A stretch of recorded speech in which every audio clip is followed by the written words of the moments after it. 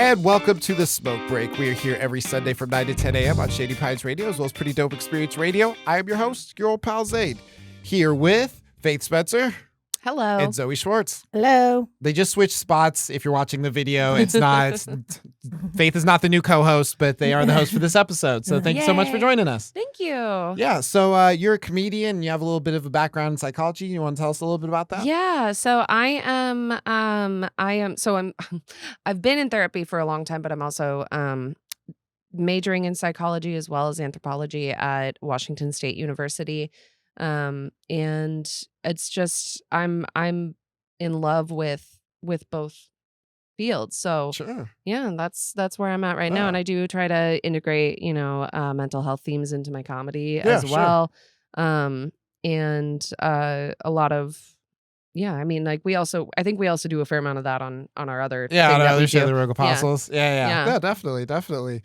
So something you wanted to talk about while it's still hot in the news, Yes. the Jonah Hill text messages. Yes. So it came out. Jonah Hill's ex-girlfriend came out with a text that he had sent her at one time, and basically was giving her rules for their relationship, and it just pertained to like things she could and couldn't do. She is a professional surfer and influencer on Instagram, which obviously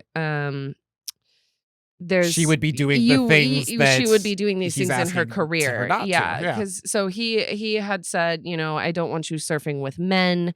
I don't want you to have what he called boundaryless, inappropriate relationships with men. Taking pictures in your bathing suit. Taking pictures. Even though you're a professional surfer. Posting suit wearer is part of your job. Yeah, it's literally that's your uniform for work. Yeah. And he was like, don't do that. And so and then he had said at one point, I think he told her he told her also what kinds of friendships she could have with women as well. Oh, yeah. Which And if somebody's telling you what kind of friendships you can have, that's already kind of like if somebody's like, "Oh, you're friends with that person, I can't be your friend." It's like that's already kind of manipulative. But... Which is terrible to begin with. If anybody had given me these things, I would have been like, "See ya." But it was the way in which he framed the entire conversation.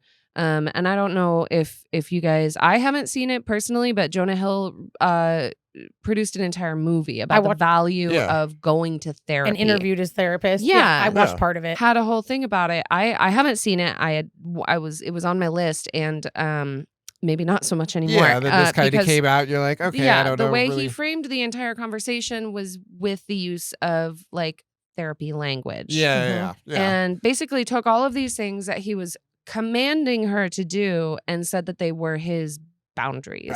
Yeah. Right, yeah. right. And we've he talked was like, a little bit "These are about boundaries in the past. We have not talked about them in that way. He was like, these are my boundaries for a healthy relationship. And if you can't do this, like maybe this isn't going to work. Yeah, which include you not being the authentic version of you that I met. Right. Yeah. When I decided to date don't be you. the hot surfer that I met. Yeah. And then I don't want other people to see you as desirable because I see you as desirable. And those are my boundaries. Those are my boundaries. Those are super emotionally abusive requests of anybody. Yeah. Right. Well, Zoe, I guess what would be like the biggest difference between like boundaries and the manipulation that we kind of see here? Well, I guess what I would say is like a boundary. Yeah. I mean, I guess just that he's using the language of a boundary to make requests of somebody that are not boundaries. They are like inappropriate control over someone else's body and life. Yeah. Because definitely. What I understand boundaries to be is basically setting standards for how you want to be treated. Yes. When somebody is like how you want to be approached by that person. When they do an action and it's directed at you, that's like a domain that you can be like, here's how you can treat me. Yes. Yeah. That's a good boundaries. way of describing it. To my understanding, boundaries have nothing to do with how other people live their lives. No. Yes. And your boundary would be like, I'm not going to have you in my life if your lifestyle offends my boundaries. My boundary is I don't let you in my life then. Yeah, not exactly. You change so you can be in my life. Right? Yeah. That's basically what he said. So, like her boundary, I think would be like, don't talk to me like that. Yeah. Yeah, definitely. If you continue to speak to me like that, I am going to leave. Mm-hmm. And I think it was just like people were so shocked by this. And I think part of the reason that it was so shocking is because I think a lot of people have been through it.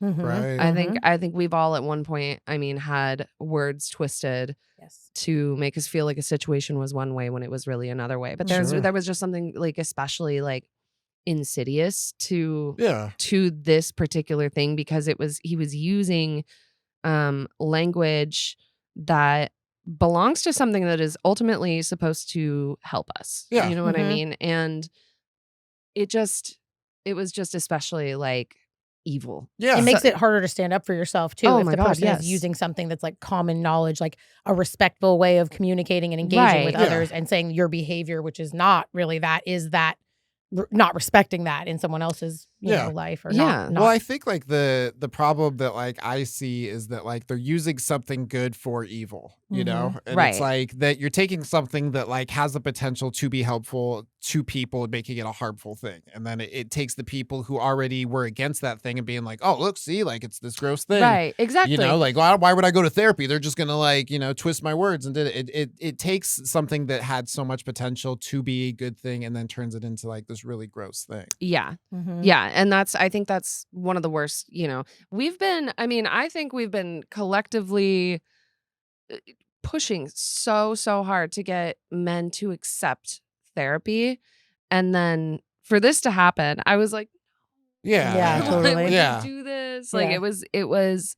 Well, but like, kind when of it came out, takes I was like, things and twist them, and they're like, "Oh, this is what you meant, right?" It's just like, I'm doing it, right? And it's like, this is not what I asked for. And it's just like, I mean, you know, like when over history, there's always been like one villain or another who's like, "Oh, I learned it from this," or I learned, you know, like during the Holocaust, it was said that they learned the most about the Holocaust by observing how the colonial United States was treating the indigenous population, and they were like, that's brilliant, we'll do that. It worked. I feel like this is just like it really stinks that this is out there in the universe, because it's just like I know in my previous relationships I've had people be like, I'm really stressed, you're not giving me space to express myself, and I need to be able to like, you know, when we're having a fight and they're screaming and punching things and they're like, that's just how I express my personal feelings, and you need to respect that. And I'm just, it feels like everybody's going to be like, see, this is, they're going to pick that up. It's going to become people who have like these narcissistic tendencies are absolutely, I think, going to see this and run with it. And that's like terrifying to me. Yeah. So something you said was narcissistic. That's something that like, it's a word that I hear a lot of, but I'm not really too sure about the definition of it. What would be kind of like a definition that like I could better understand? I think one of the classic definitions is kind of someone who is so there's a lack of empathy. There is everything revolves around them. Yeah. All the attention has to be on them. They want to elicit responses in people that make them feel better about themselves. Nothing is ever their fault. And it's like there's it's called the narcissist prayer. I wish can I pull it up on my phone? It's is that allowed? Okay, hold on. Zoe, what would the definition be that you would kind of give? I don't think I know like the definition of narcissist. I think it's a personality disorder. I think something that's good to like clarify is like, I think we talk about like somebody being narcissistic or having a narcissistic behavior, and I think often in abusive relationships, the abusive person can exhibit narcissistic behavior, but doesn't necessarily mean they're like diagnosably have narcissistic personality disorder, because that has to be like at a certain level or whatever. But I think you can be depressed and not have depression. Yeah. But something that I think is really interesting that I learned about personality disorders is that like kind of the idea that like personality disorders develop out of it's obviously like a survival technique, or like a way that our brain tries to help us survive, but it's like a break from your true self, and then like a creation of a false self that like, and then your entire personality becomes protecting the true self with the false self. And it can manifest in like narcissism. It can manifest in like borderline personality disorder, but it's just a lot. Most of the person's engagement with the world is in an effort to protect the part of themselves that's so traumatized that they can't really like be that person anymore. Yeah. I don't know if that totally makes sense. That makes a lot of sense. That's kind of how I understood it. I pulled it up, and I remembered when I first read that, and I kind of thought back to people in my life who it just rang true for me. It's called the narcissist prayer, and it's kind of something that I had heard another. It was just it was a therapy reel, I think, but it was somebody who would give it to like her clients to kind of like identify whether or not they're dealing with someone who has narcissistic tendencies. Okay. But it goes, that didn't happen. And if it did, it wasn't that bad. And if it was, it's not that big of a deal. And if it is, that's not my fault. And if it was, I didn't mean it. And if I did, you deserved it. And that's like,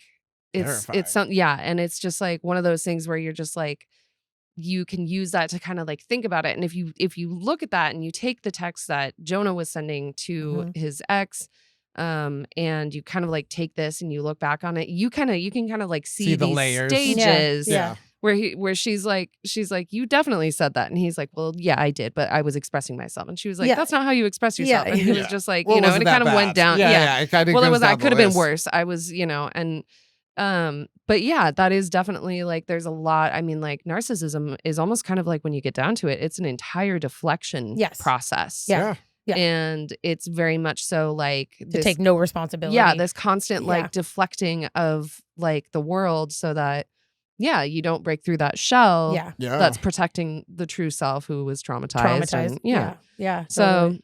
I mean, all that being said, I'm sure he's fine. He's fine without doing all that. You know what I mean? Like he doesn't, it doesn't have to be that way. No, definitely. Well, I think also makes me think about like celebrity and like the amount of privilege that people have and the amount of like just special treatment that you get when you are a celebrity, and like how that might even like foster narcissistic behavior or tendencies, because you are treated with an elevated sense of self because the world actually sees you as like somebody who's better than other people, because we do treat celebrities like they're special in some way, and really they're just people who like got lucky most of the time. There's lots of talented people in the world who aren't famous, like oh yeah, absolutely. And there's a lot of people who kind of, I don't know, I know that there are a lot of people, Jeanette McCarty, I think, released her book.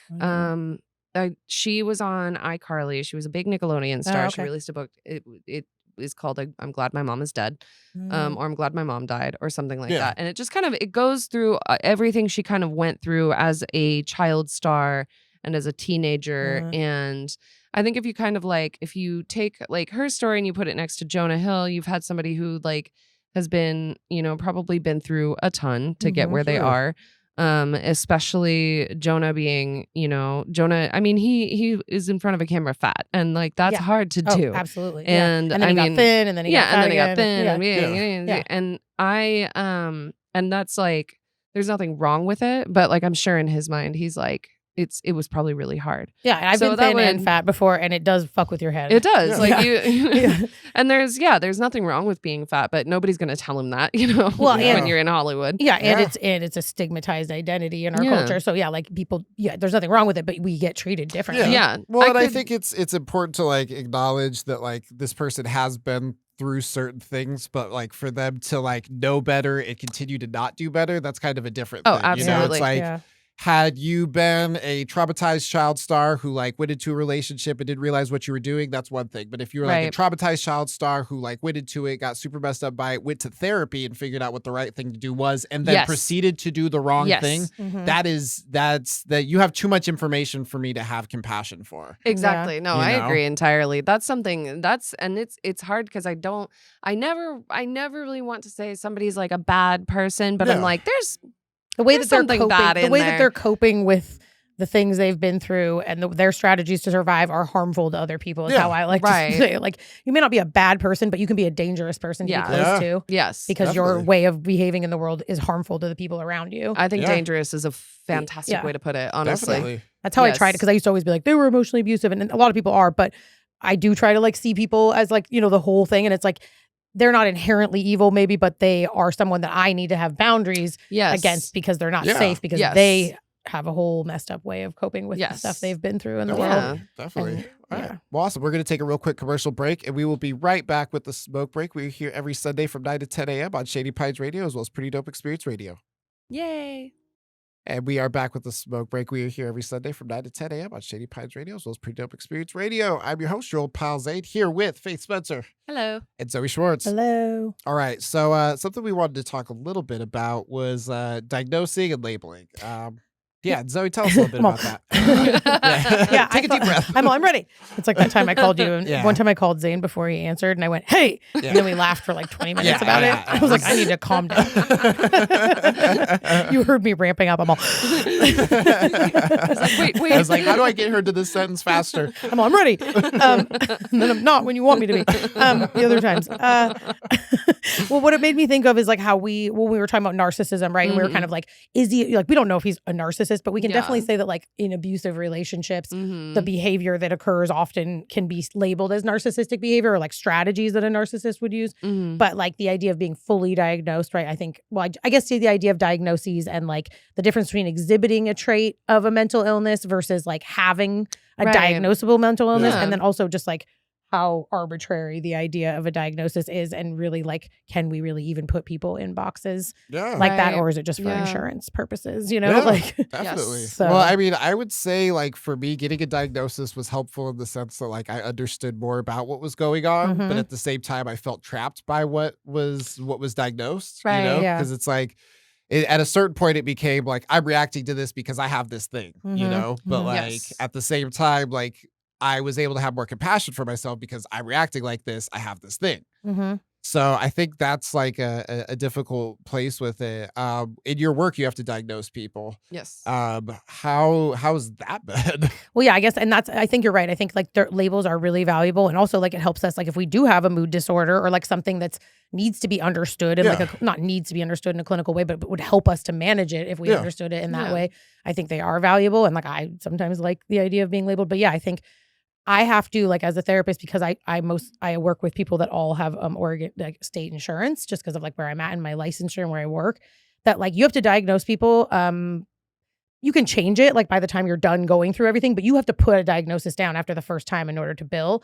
There's no real way to know if someone, I mean, you could depression and anxiety, but like to diagnose like bipolar or a personality disorder or like complex PTSD or something like that, or to pick that apart from like complex grieving or whatever, just all the other options that there are that like could the symptoms can look similar. Right. I just don't think we get enough time to make those decisions before we have to. And those labels stay on people's records forever. And the one thing I really learned a lot about in school that we talked a lot about as far as stigmatizing was like borderline personality disorder specifically, because there's a lot of ideas around like they're the hardest people to work with and like blah, blah, and just personality disorders in general, because it is such a intense way of coping that does have a lot of really like hard behaviors or challenging behaviors or whatever you want to call it. They're like kind of reflected outwards. Yeah, exactly. Yeah. And so I think that those labels stay with people forever. And the fact that we have such a short period of time to make those diagnoses is kind of scary, and it gives a lot of power.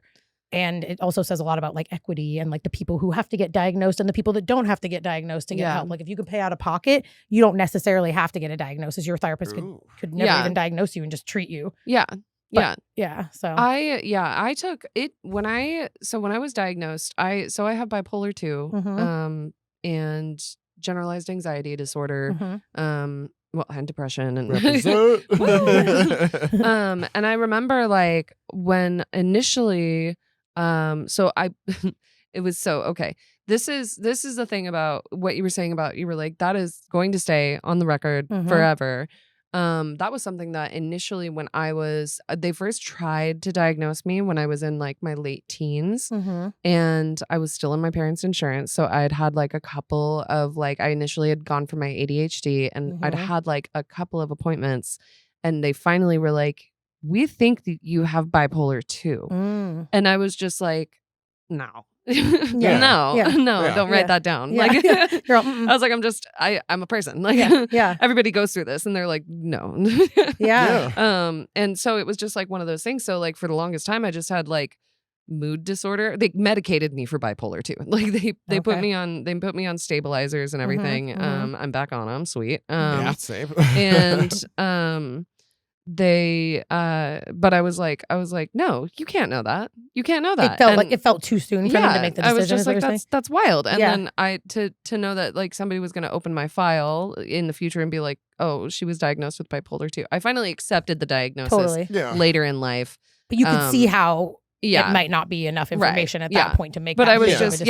I remember having this conversation where I was just like, no, I'm in my like late teens. You know, I was like, I'm just a person. Like this is a weird time in my life. I think they also do kind of discourage away from diagnosing people as much as possible because there is so much like unstable mood stuff that happens with puberty and growing up into an adult where you could seem like something during a certain time. And same thing with borderline personality disorder. I've heard that like another reason why they don't recommend or some people don't recommend diagnosing is because teenage years are such an unstable emotional time that it's really hard to say. And some people might display those symptoms as a teenager, but then as they mature, they might not anymore. Right. And it could also be, I mean, there's so much like, you know, I know that there's so many overlaps with other things too that I was like, it's just all trauma too at some level. Like a lot of the personality disorder stuff. You have like, you know, the histrionic and the BPD and then you know there's like it's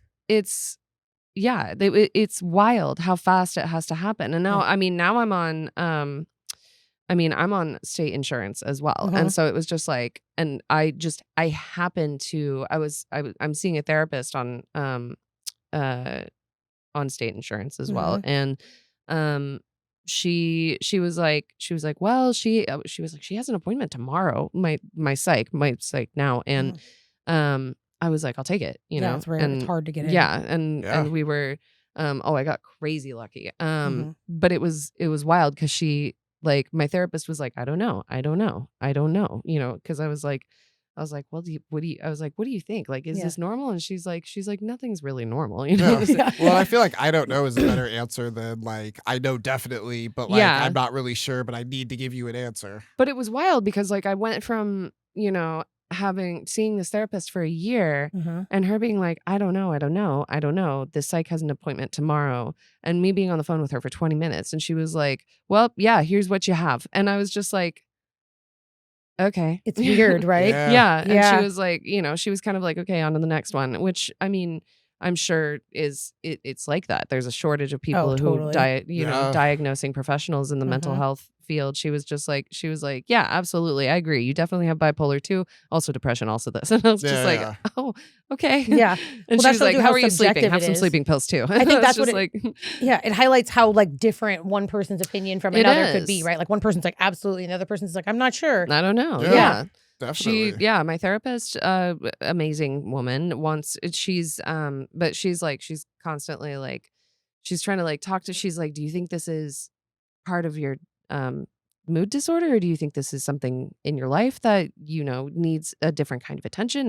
And it's so confusing. It is wild. Yeah. It's just not one or the other all the time. I think it's like a lot of things. And but it sounds like your therapist is cool in that way that she's like, kind of like, things are less black and white than they are generally taught to us. And like, it sounds like that's why maybe she's like, yeah, like the psychiatrist can diagnose you, but I could just help you deal with the symptoms regardless of what the diagnosis is. I think that can be helpful too. Which is great. Yeah. She's like, whether or not like you can attribute this to a mental health issue that you have, it doesn't matter. It's still happening and we need to deal with it, you know? Yeah, symptoms, we can focus on symptoms versus diagnosis and be just as helpful. Yeah, there's like no pill that heals relationships, you know what I mean? Well, so she's like, well, let's work on it. Well, I think that's a really good point that you bring up, is that like you can focus on the symptoms without having to, like, without there being a diagnosis. Like if the problem isn't the diagnosis, the problem is the symptoms of the thing you're trying to diagnose. You know? Right. Like, No, I think it can help for sure, like if it's really complicated, but I think it can also help to pick it apart in the same way, right? Like having an umbrella label of all the symptoms that you're experiencing, but then also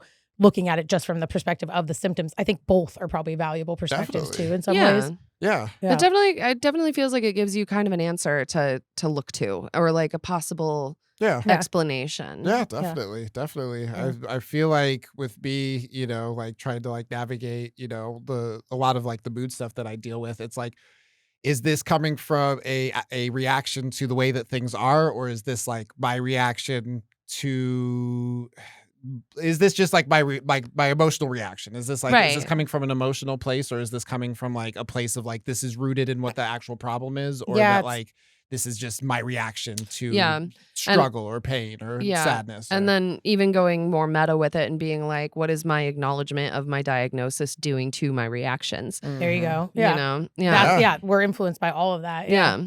Because I wonder if I'm like, sometimes I never want to be the person who I'm just like, well, I have a mental health issue, so this is just how I am. This is just how I am. But we all know somebody like that. We all hate that person. Yes, absolutely. Absolutely do. But like, I never want it to be that way. But to a certain degree, so I mean, best case scenario, remembering that I have like an issue that is not my fault. Yeah. Allows me to give myself some grace. Totally. But the last thing I want to do is cut myself too much slack for my own behavior. Oh, absolutely. So it's just like it's well, it's really... like I think it's never an excuse, but it is often context, you know? Yeah. It's like there needs to be there is context to the why somebody is reacting the way that they're reacting, but like that does not excuse what happened. Right. Yeah. Yeah. I agree. So that's labeling the labeling and diagnosis component of mental health, I think it should be more included in behavioral therapy. Yeah. I think also. Well, I think like people kind of like naturally like will label themselves as like, you know, oh, well, you know, I looked it up on WebMD and I had like, you know, fucking 4 out of 5 symptoms. So that must mean that I have it. And it's like, I think there is that, you know, that desire for us to feel, to feel comfortable in like the, you know, understanding ourselves. But I think at the same time, like if you are not a professional, then like you are just you're opening up the dictionary, picking a word and being like, yep, I think that one's me. Yeah. You know? Or you get that special person who gets their hand on a DSM and is just like, I have all of these. And I'm just like, you're like, you maybe have some symptoms you have of all a of book. These, you have a book.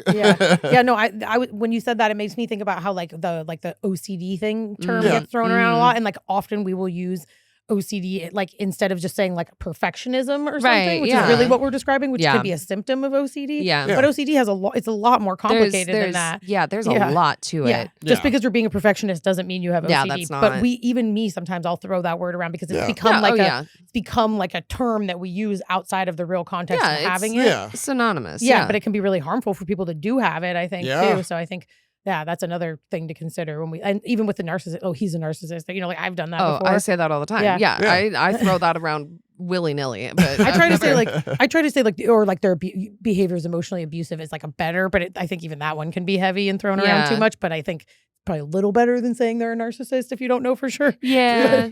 I definitely I throw around narcissist all the time just because I'm gonna be honest, I might just not care if they're a narcissist and they're offended by it. You know what I mean? Yeah, like that's fair. I know that like I try to be understanding and it's funny because even when I was reading articles ahead of this episode, they were written by a lot of very very professional and well-intentioned people, and they were like, remember, if somebody is a diagnosed narcissist, what their behaviors are not their fault. And I was just like, I hate this. You're like, stop being nice to them. Well, that's because it's like it's swapping it with the context and excuse, you know? Right, it's like they're saying that it's an excuse what they're doing, that you can say that is context why they're doing that, but it is not an excuse for them to do that. Yeah. You can understand someone without excusing them. Right. Yeah, is it their fault? No. Are they accountable? Yes. Yeah, and do you need to protect yourself from them? Yes. Exactly. Yes. Do you need to like harm them back? No, maybe, right? Right. Like, so I think it's kind of like a lion, like a mountain lion can't help that it wants to kill you. Right. But that's why we don't spend time around mountain lions. You know? That's fair. That's fair. We don't have them as pets. Yeah. That's why we avoid them. The whole thing. All right, dope. Well, we're going to take a real quick commercial break, and we'll be right back with the smoke break. We're here every Sunday from 9 to 10 a.m. on Shady Pines Radio, as well as Pretty Dope Experience Radio. And we are back with the smoke break. This little section of the smoke break, I'm going to make a weird transition, and then I'm going to recover because we're talking about depression. It's like my jokes. Yeah, exactly. Yeah, we'll get there eventually. Well, depression, also my check vagina. out this transition. Yeah, check out this transition. Things I'm famed for. So yeah, depression. We're laughing too much. No, I'm kidding. Depression. Laughing is a hard thing to do when you're depressed, but I feel like it's often the thing that helps you get out of that depression. Oh, absolutely. I feel like, being able to, look at something that you thought was like plaguing you as something that's humorous, I think is like a good way of kind of, like reframing and like, finding a way to, not for it to not be as heavy as we think that and it probably is. why we're all comedians and depressed. Yes. Yep. All comedians with depression. Yep. I stayed in bed all yesterday and I felt like shit, but I also felt like I needed it. Yes. And I feel like that's something that like is hard to acknowledge, is that like some of those needs that we have when we're depressed are like needs that we kind of need to acknowledge and, be like, oh, I feel like sitting in bed all day. It's just like, okay, well then why don't you do that? Well, because if I don't do anything, then I'm going to feel like a piece of shit. I'm worthless. Yeah. I'm worthless. And I need to create, and it's just like, and that's like such a hard thing with like depression too, is like, I feel like the more you try to chase getting out of it, the more you kind of put yourself into it, because you're like, well, I feel bad. So like, I just need to be more active. And then as something Zoe said, you kind of feel bad about fucking feeling bad. And like, it becomes another thing you're not doing. It starts to pile up. Like now I'm beating myself up for being depressed. Right. And it just feels like it's the only thing you can do that might be productive. So you just really lean into it. And it's wild because it's obviously like the one thing we shouldn't be doing. Yeah. Right. And I really love that. I've been kind of looking around my social media and like my scrolling territory is just like all mental health stuff all the time. That and cats and Which are the same comedy thing. and pretty much little furry therapists. And I am seeing a big like surge in this sort of like culture of like rest and moving towards like not beating yourself up for rest and being like, when we were coming up as a species, like we really only did like what we would call work for like 4 hours. Yeah. And then like the rest of the day was just for chilling. Yeah. And being a human and forging relationships. And I think that's just like, it's so hard to remind ourselves that that's what we are in action. For. Yeah. Yeah. No, that was a big thing when I was like going through my whole like overcoming my weird shit with diet culture and like dieting and like realizing all that stuff was like a real trap. Was one of the things that they talked a lot about was like totally just lost my train of thought, you guys.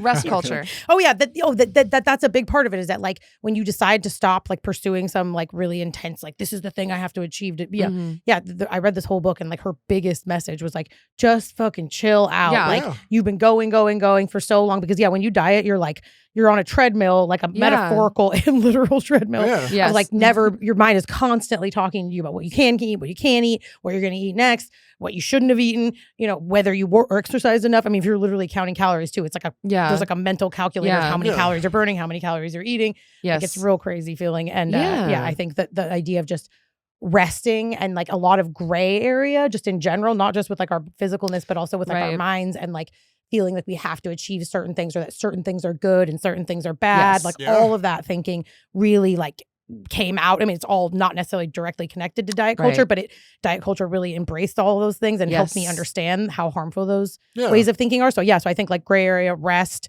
not needing to know the answer, being bad at something sometimes, like just all this really like acceptance of imperfection and like not needing to meet a certain standard. Yeah. Well, I think that, like we glamorized hustle culture for so fucking long. Like this, like, well, the reason you don't have the things that you want is because you're not fucking trying hard enough. Or maybe it's because you're oppressed and they don't want you to have any money. You don't have health insurance. One of my favorite things is it's on social media again. It's this it's a trend where it's this usually like younger white guy, and he's like, if you haven't hit your first million by the age of 20, you got to listen to this. And then it just like clips over and it's his cat and he's like making him do a little dance in front of the camera. I'm just like, okay, true. Yes. True. Yes. Oh, that hits. Yes, absolutely. Right here. Yeah. That's funny. I would love to talk to you about diet culture, because it is just like, I feel like it's something that often I think those of us with depression who are, well, not just women, I mean anybody who isn't the standard or wants to change themselves, I think that like that literally I feel like they get so closely linked. Oh yeah. I know when I'm in like my darkest times, something I'll do is like to like distract myself and feel like I'm doing something productive, I'll immediately start like counting calories or something, and I don't even know I'm doing it. And I actually had also sworn off, like I didn't want to diet anymore. But I'll it's an old habit, a way to control things. Or to feel like you're working towards being better or whatever. Exactly. And it took a long time to like kind of like, you know, start being able to listen to my body, and like depression kind of messes with that too.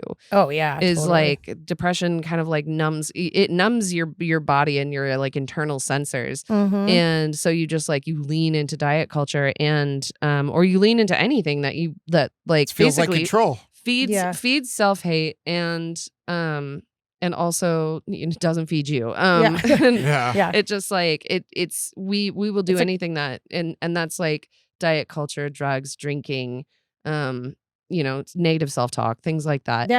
Bad relationships, all sorts of stuff, right? Like when in reality you're just like the thing that's furthest from your mind is just like having fun. Like you know, definitely. like meeting up with friends and like chilling on a couch playing some Mario Kart. I was gonna say, I think the biggest thing that I realized after really digging deep, and even when because I'll go there sometimes, like still I'll go, even today I have like issues, you know, start thinking about my body or whatever. It steals so much joy from your life. It does. That was like, and so there you go, depression, absolutely. Like being focused on the thing something that's wrong with you that you have to fix is just like a never ending loop of depression. Because it's a lie. There isn't anything wrong with anybody. Nobody needs to be fixed. Like we all just need to figure out how to be ourselves and enjoy life. But I think there's a direct connection for sure for a lot of women about their bodies and their negative thoughts about themselves and their depression. I mean, something somebody brought up earlier was just like self-talk, and it's like that's such like a tricky thing that it's like I feel like when I'm struggling, I just kind of get like stuck in my head, and I'm just like I just keep repeating these messages, you know. And sometimes like the thing that helps me get out of that is vocalizing what those messages are and like kind of like fact checking with people who are close to me, and then being like, no, I know you feel like this way, but like, you know, have you, you know, like not necessarily like silver lining it, but like, you know, just pointing out the things that like seem hard to acknowledge when you are struggling. Your blind spots or pointing out that your perspective is making it harder for you maybe too. Because sometimes that's helpful when someone's like gives you and offers a different perspective. And then you're like, oh, maybe I am kind of leaning into this. There's a weird, you know, so someone who is extremely close to me is just one of those like self-talkers you like, can't get out of their loop, and you have to kind of like I sat him down and I'm just like, you're the only person that's thinking these things about you. I just need you to know that. But then it's like it's also like it really sucks because it's just like, you know, that they're experiencing a cognitive dissonance when you sit them down and you're like, nobody else agrees. They're just like, damn it, you know, and they get physically uncomfortable, and it's just like well, it's like, you know, it's almost like for me, I feel like I would rather be validated in all of my negative emotions than to be validated in a positive way. Like if you were to tell me that none of my the problems that I'm imagining aren't really there, I'm not relieved that those problems aren't there. I'm upset that you don't see the problems that I see. Or that like, why is my perception so distorted? If you that's hard for me sometimes. Is like when I'm hard on myself and someone says something like, and I'm like, I know it's in my head, but then I just feel down on myself because I'm like, why is my self-perception is my self-perception so off from what other people see? We are constantly seeking to be right, and like even if you're right about the wrong thing, that's and so point. just like but you're just like, at least I'm right in this, and we will constantly seek out evidence, you know what I mean? And that's why we start doing the calorie counting. We start walking around the house and being like, I should have done that today, I should have done that today, I should have done that today. And like rest is hard because it's like there's at the root of it, there is we feel like we are like feeding the negative thing that we just told ourselves about ourselves. You know, we're lazy, we're this, we're that, and we're sitting on the couch. And it sucks because like those words, that sentence, that assertion about yourself doesn't even come from you. No, it's like, you know, messages what I mean? that we're given. Messages that were given from outside. And so it's just like, I wonder if it would be helpful to take the negative things you say about yourself and like look and see, like trace that message back to a larger societal standard and be like, where did I get this? And then go find it. And then be like, oh, I didn't even think that at all. Somebody just told me that. Like, no, that was a huge part of like what I learned through that process of like diet culture stuff. And then also like a big part of who I want to be as a therapist is I really try to point out like bigger systems that are impacting the way, and I think a lot of shame and like all the negative self stuff comes from outside messages. And if we can understand where those came from, then often like you can feel a huge sense of like, oh my God, it wasn't just I'm inherently whatever. It's that I was told that I was, and I'm actually not. And that's why I feel like I'm on this treadmill all the time of trying to achieve or be the thing that I'm not ever going to be, because it's supposed to be unattainable. Right. You know, like it's intentionally unattainable to distract you from just being a good person or not. And I think that's something that's incredibly usul is like, I think that's an amazing strategy, is just looking at those bigger systems and being like, where did I hear that? You know, like, why does this thought feel familiar? And if it does, where did I hear it? And if I heard it, how true do I actually think it is? And what does this system gain from me thinking it's true? That's the biggest one for me, was that when I learned what the system was gaining from me hating my body, it was like, I still hated my body, but I was like pissed off that I hated my body because I realized it wasn't my fault that I did, and that I was tricked into feeling like I was the problem so I could play a part in a bigger game. That's when I really was like, oh, fuck this. And I started to feel real radicalized in my politics, because then I realized it was all connected, that like the thin ideal is rooted in white supremacy. And like we used fatness to make other not races made up, but you know, to make non-white people look bad. It's a whole thing. And even like and like that is like at the top, but you can even go like, you can dissect that into layers and be like, how many people benefit from me hating myself in this moment, and what do they have to gain from me? And like, you know, it's powerful. And I mean, I don't think is it going to cure our depression? No. But I think it'll help. It allows you to reframe though, because this is where it comes back in. It's like, once you realize that the message you're saying to yourself is a message that was given to you to intentionally hold you back from feeling full or authentic or happy, then you can be like, no, I can reframe this. It's not that my body's wrong. It's that everybody wants me to think my body's wrong, so I will have less power, because I'm a woman. And when I'm blah. And the other thing too is like, when I'm at rest, or I'm having fun, or I'm fulfilled in whatever it is that I'm doing, even if it's not productive, I'm not spending money. I'm not spreading whatever message that I was previously following to other people. I'm not serving whatever weird agenda that it was. And so I think that's why that's where that don't rest message comes from. It allows you to let go of all those messages when you really lean into it. And then we take it and we throw it into our depression loop, and we're just it's wild. You know, that's the other thing too, is that, you know, so many of these mental health issues and society has created a lot of it for us. That's because it benefits from us believing that we're flawed. You know, like more people benefit from us believing that we're flawed than benefit from us believing that we are enough. You know? 100%. Like the amount of people who have something to gain by me thinking that I'm not shit, and the amount of people who have something to gain by me believing that I could be somebody, you know, like very disproportionate. Very disproportionate. Right. So it's like more people, you know, are going to reflect that like there's more that you need to do than our people are going to validate what you've already done. Right.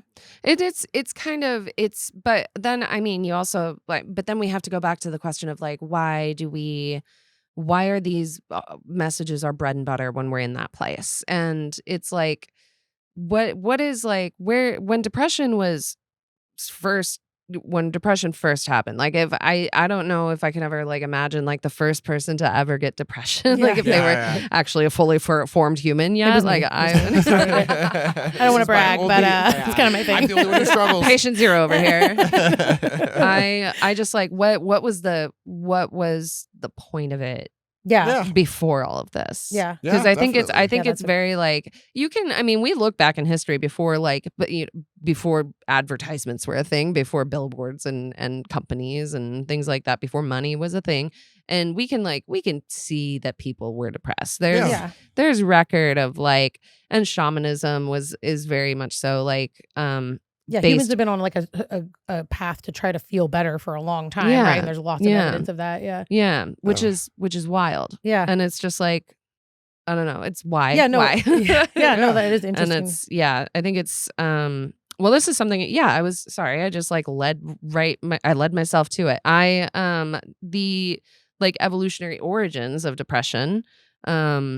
like I am fascinated by, and that's like one of the things that I like am trying to focus on in my major because it's just insane. Yeah, no, I think it's really interesting too. Because we know there's something there. Yeah, also. it's trying to serve a purpose. It's trying to protect us, but it just has kind of it's like an overcorrection or something. Yeah, I think about it maybe. It does seem that way. A lot of mental illness, I think, is an overcorrection of our brains or our instinctual system trying to correct or protect, and it backfires or it sustains past the situation where it was useful and then becomes like disruptive to our lives, where in that moment maybe that strategy helped us, but long term it hurts us. That's kind of how I think about mental illness, but I don't fully understand it either though, but I do think it's really fascinating. You're right. Yeah, definitely. All right, well, we're going to take one more quick commercial break. We'll be right back with the smoke break. We're here every Sunday from 9 to 10 a.m. on Shady Pines Radio, as well as Pretty Dope Experience Radio. And we are back with a smoke break. We're here every Sunday from 9 to 10 a.m. on Shady Pines Radio. Just said that at the last commercial break. My name is your old pal Zane. I'm here with Faith Spencer. Yes. And Zoe Schwartz. Hi, I'm over here being annoying. You are all good. You are all good. So the last thing I wanted to talk about was just reframing. And it's something that we kind of talked a little bit about in our last portion. But I think that reframing is an extremely valuable tool.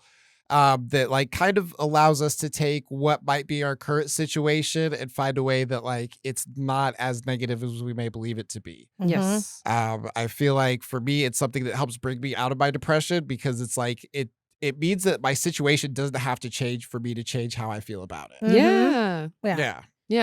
And I like that. Yeah, and we don't really and that's really the only thing we have full control over is the way we perceive things or the way we think about things. We don't have control over the things that actually happen to us. Yeah. I also heard somebody say one time, like, we're also, our emotions are not based on things that happen to us. Our feelings are based on the way we think about the things that happen to us. Yeah. So it's like, if you can change the way you can think about the things that happen to you, then you can change the way you feel. I mean, I do think there's a little blanket statement to that because not everybody has the same opportunities in life. Yeah. But I do think, in that way, reframing is one of the only tools we have in the bigger sense, right? Like, Well, I mean, and I feel like something that really helped me with reframing was like just seeing like my extreme moods as the potential for me to recognize what extreme moods feel like, you know? Like I know what it's like to feel very sad. I know what it's like to feel very angry. I know what it's like to feel very happy. I know what it's like. So it's like when people are experiencing these things, I have so much compassion for them. So it's like what felt like a weakness in the moment then becomes like a superpower. It's like, this is something that helps connect me. Yeah. Do you have anything like that you feel like you've recently kind of reframed for yourself? I don't know about reframing it, but I do think like as being somebody who like does struggle with their mental health or, identifies as having anxiety and depression or whatever, but then also like works in the field of mental health. I think I think reframing the idea that like somehow there's an idea of like mental wellness versus mental illness and you're either mentally ill or you're not. Yeah. And I don't really think that's the case. I think it's like more about how you navigate the challenges. And of course, some people have like more intense like chemical imbalances that like do require more medical intervention or whatever you want to say. Yeah. But I do think on some level, like it's all relative, and that like there isn't really anybody who's like some people who think they're totally healed are like ignoring something probably. You know what I mean? So so I think just the perception that like there is some end goal, I think has really helpful for me. And I think and something else for me, I think we've talked about this before, but just the idea that like I am an emotional person and that I'm probably always going to have like big shifts in my mood and that it's not that I'm going to stop being like that. It's that I'm going to learn how to not respond as quickly or to take more space in between the way I feel and the way I react or the way I and change the way I perceive what I'm going through or whatever. So I think that well, it's like I feel like recently I've been able to like kind of reframe the way that like I react or respond to like just having a sensation, like because a lot of times I have like that sensation of being scared, of feeling doom, of feeling unwanted, of feeling all these things. And it's like, I am so used to reacting to that and being like, okay, I feel this, therefore it's something that I need to run away from, you know, and because I'm feeling that doesn't mean that that's what I need to do. That's just how I've responded before. But like just reframing it as like my body, like almost checking in with me and being like, hey, I'm a little uncomfortable. And me being like, yeah, you have every right to be. Yeah. Like this kind of an uncomfortable situation, you know, like acknowledging it as something that like, you know, you're recognizing instead of something that like is something that you have to like respond to, or Yeah. you have to react to. Yeah, no, I actually heard somebody say the other day, like, to try to determine the difference between like the voice that is like your intuition or like your whatever your highest truest self versus like your trauma response or your reactionary response is like, if you feel the sense of like, I have to do this right now, and that you couldn't take the space to think about it a little bit longer. Right. That's like a red flag that it is more trauma based or reactionary based, like that response. urgent fight response. Yeah. And that like that's a way to check yourself. But also what you're saying too is like that's one of the things we teach in like cognitive behavioral therapy is like learning for little kids, like to learn, or even just adults who we weren't taught this shit. How do you know when you're anxious? Yeah. Because if you can notice when you're anxious, because your body does often get anxious before your brain registers anxiety. Right. Yeah. And if you can notice it in your body, then you can be like, oh, I'm starting to have a response. And then you can be more logical about the experience that you're having. You get a little, you get a little forewarning. Yeah, exactly. It's like part of the process of building more space in between those things, and then ideally having more control over like the way you react or engage with the world. Yeah. So I think that's... Is there anything that you feel like you've reframed recently that like has kind of helped you look at the world in a better way? I definitely, I have since I've learned kind of a little bit about sort of like the evolutionary, a little bit more about like the concept of like evolutionary purposes of behavior and mental health. And I think it's very much so like we use the term signal, like because it's just like signaling, like if you realize that you're going down, like you're feeling down, and you kind of like reframing that feeling, and like even if you don't catch it in your body first, and you're in your head at that point, and you kind of like start to slowly put together that this is a signal for you that there's something that you need. Yes. Maybe you need rest. Maybe you need to reach out to your support. Maybe you need to eat something more nutritious. There's a lot of go like for a walk. There's maybe you need to move your body. And I've been kind of reframing a lot of these sort of like painful or like emotionally uncomfortable moments, kind of reframing them in a way of like gratitude for like I'm very thankful that like my body has a mechanism to signal to me that I need something that I'm not getting right now. Yeah. You're in tune enough to recognize that. Yeah. And then being able to like, if you like, once you realize you're in that emotionally uncomfortable or painful place, like kind of being like, okay, thank you for letting me know. And kind of like taking like your physical body and your brain and whatever, consciousness and kind of taking that in and being like, okay, sorry I neglected you for however long I did, but it's okay because I'm here now and I'm going to fix it.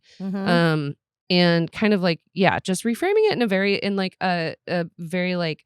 a place of gratitude and being like, okay, this sucks that I'm here, but now that I know, I can go seek out what it is. And then that's also ties into what we were saying before.